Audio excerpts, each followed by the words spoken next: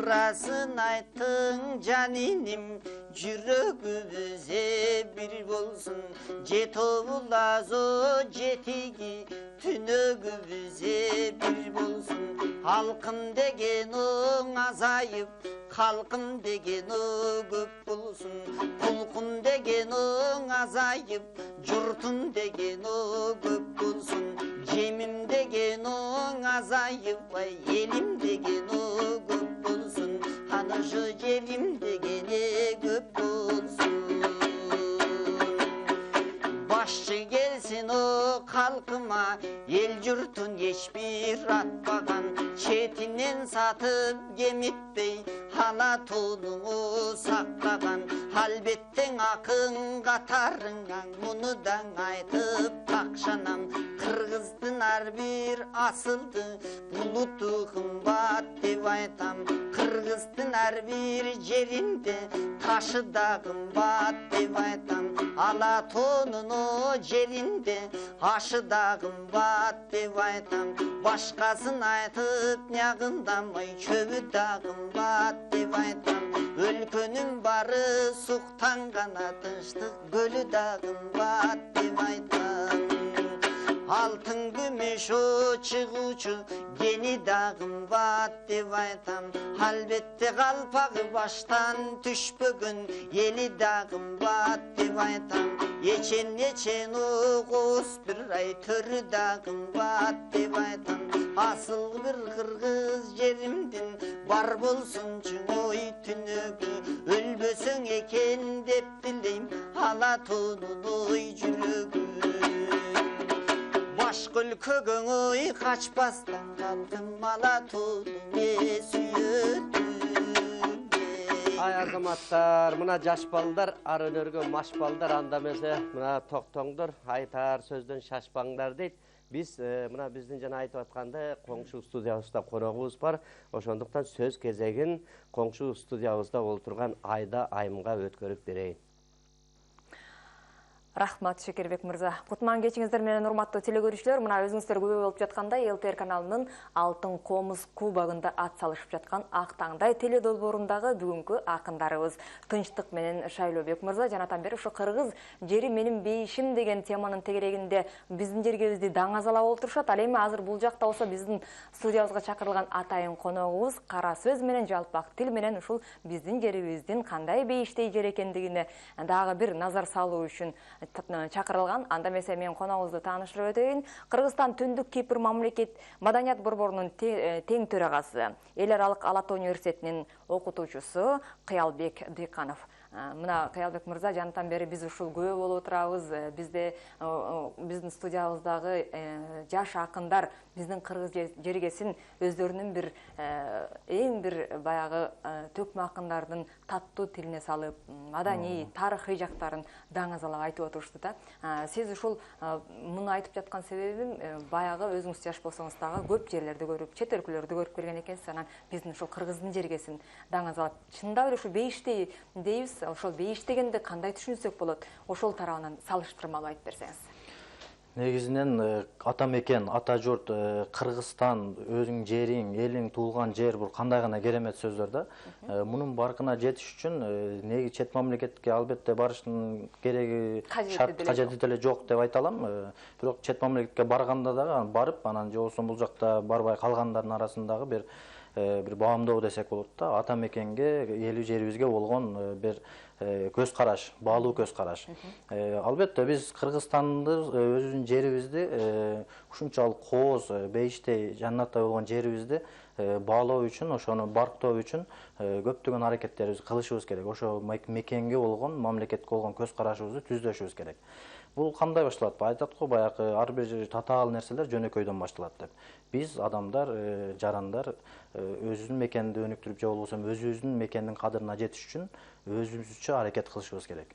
Ар бир биздин топурагыбыздын баркына барышыбыз керек. Тилибиздин үрп адат, каада салт буларды баалап, башка мамлекеттердин арасында кыргыз жеринин кандайдыр бир рухун, духун көтөрүшүбүз керек.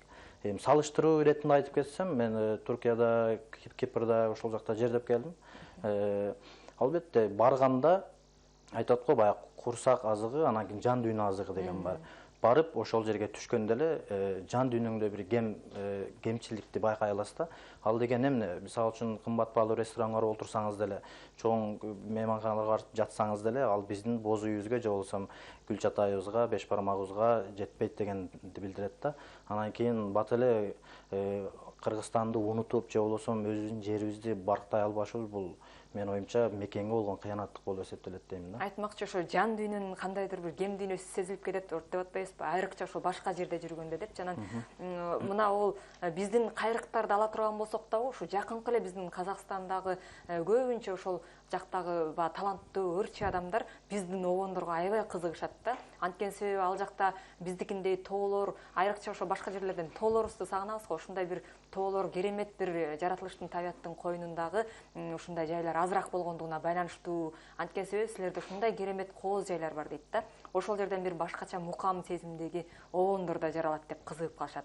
Буга сиз макулсузбу, кошуласызбы ушул пикирге? Албетте, Кыргызстандын баягы Кудай тааланын берген көзүбүз менен көргөн жерибиз керемет деп айтсак болот. Ошону баркташыбыз керек да. Кыргыздын мисалы үчүн мына Суйкайган көлүбүз бар, ысык көлүбүз бар. 4 мезгилге төп келген биздин жаратылыш байлыктарыбыз бар. Туризм деп айтып койсок да болот, баягы ички туризм.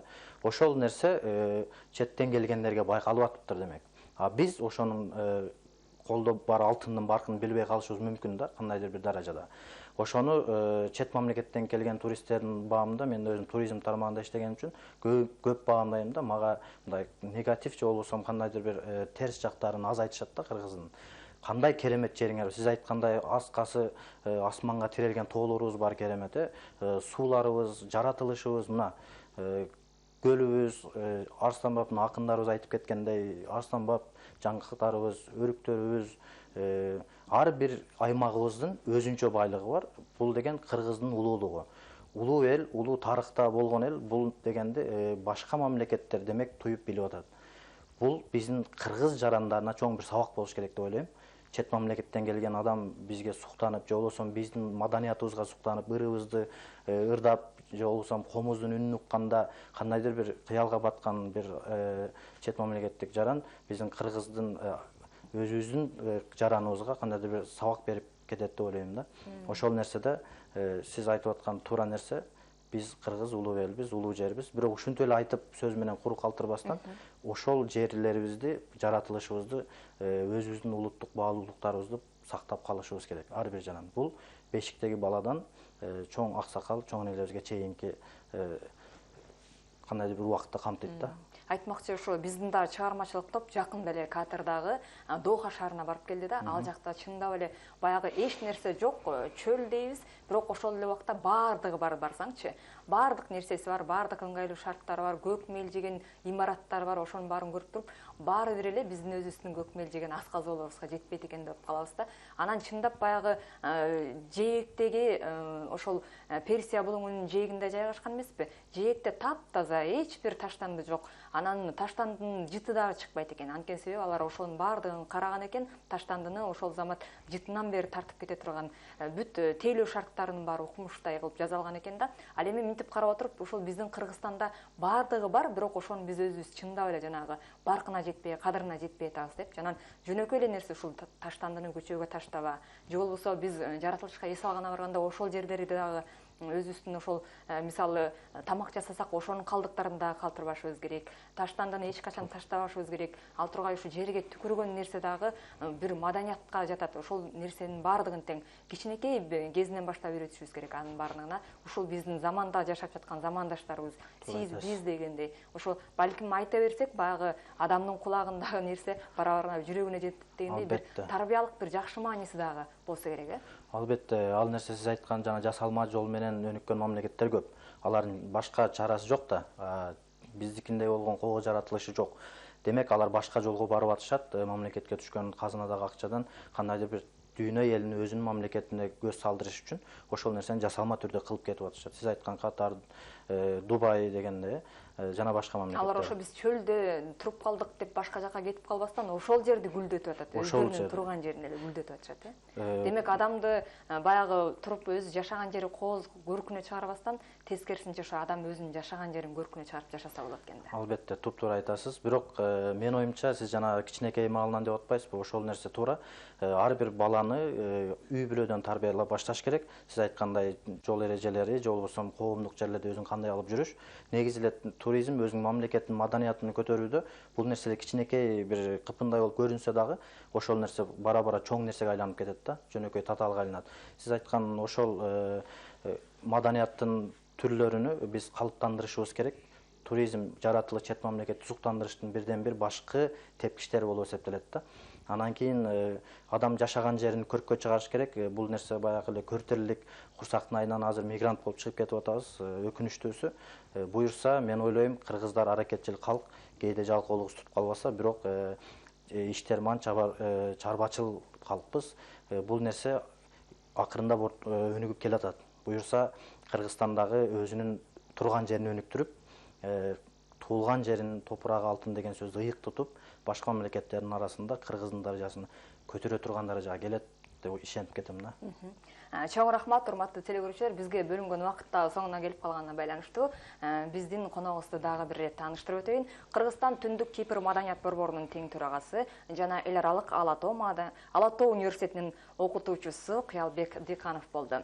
Мына ушул азыркы биздин маегибизди жыйынтыктап жатып, эгерде бир ырсаптары эске келет да, тоолордун да улуттарын чектеген болсо эгер жараткандын жардыгы, кардан бүткөн ак калпагын чечпеген кыргыз болмок ушул тоонун бардыгы дегендей, биздин ушул кыргыз жергебиз ар дайым ушундай бейиштин төрүндөй болуп, биздин өзүбүздүн жашообузда мекенибизди даңазалаган кыргыз элди өнүккөн өлкөлөрдүн катарына кирет деген ишеним менен бүгүнкү биздин маегибизди жыйынтыктайлы дагы коңшу студиядагы кесиптешим Шекербекке сөз кезегин узатсам.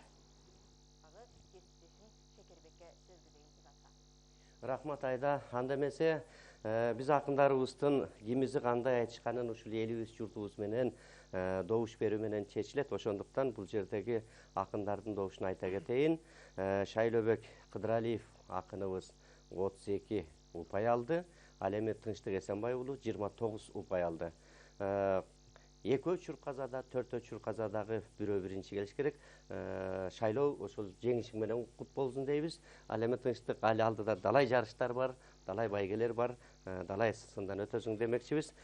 Урматтуу телекөрүүчүлөр, биздин ушул кийинки келе жаткан дүйшөмбүдө, тагыраак айтканда 26 январда айтыша турган акындарды айта кетели.